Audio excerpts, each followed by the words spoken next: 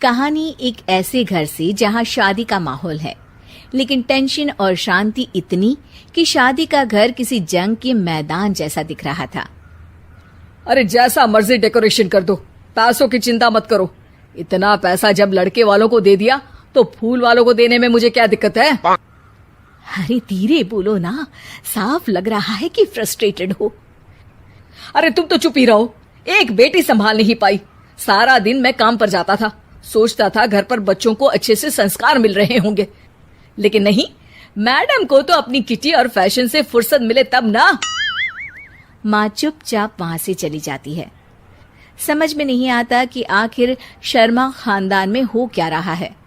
कल तक चिड़िया सी फुदकने वाली शीना की शादी यूं अचानक एक मोटे काले लड़के से क्यों हो रही है? शीना कमरे में हाथ में गुड़िया लिए बोलती है, मेरे साथ जो हो रहा है ठीक हो रहा है। तुम तो सब जानती हो, साहिल मेरे लिए भगवान है। अब जब वो ही नहीं मिला तो फिर कोई भी हो, जिंदगी ही तो जीनी है, जी लेंगे। बाहर शीना की बुआ किसी से बात करती है।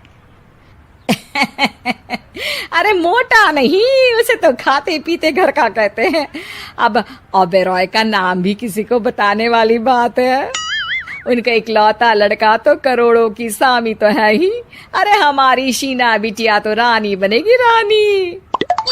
इन सब के बीच कहीं कोने पर शीना हाथ में मेहंदी सजाए बैठी थी और आंखों में आंसू सजाए। और वो समय भी आ जाता है जब शीना मंडप के नीचे हाथ में वरमाला लिए खड़ी होती है, लेकिन तभी अफरा तफरी मच जाती है।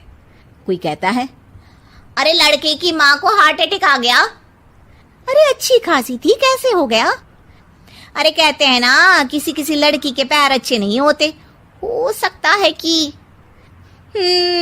मनहूस है ये लड़की।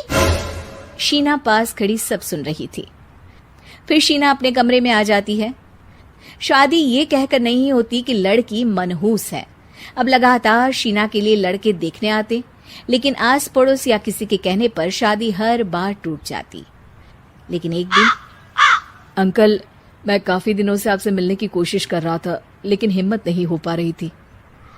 अरे बेटा, हिम्मत तो हमारी टूटी पड़ी है। वैसे कौन हो तुम?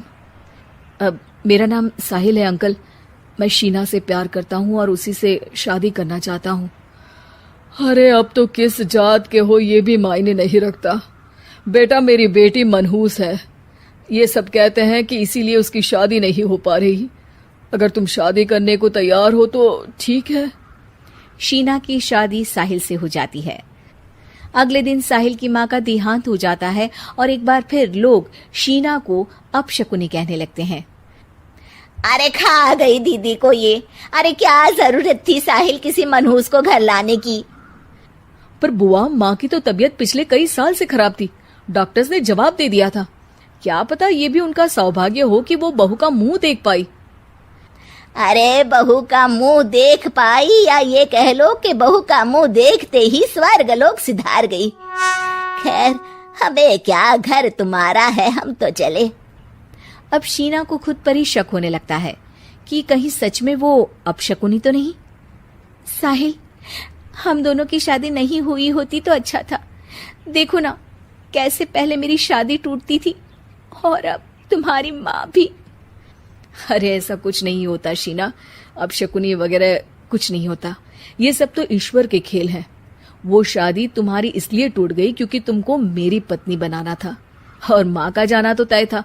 वो काफी बुजुर्ग थी, साथ ही एक ऐसी बीमारी से जूझ रही थी जिसमें डॉक्टर्स भी उन्हें नहीं बचा पाते।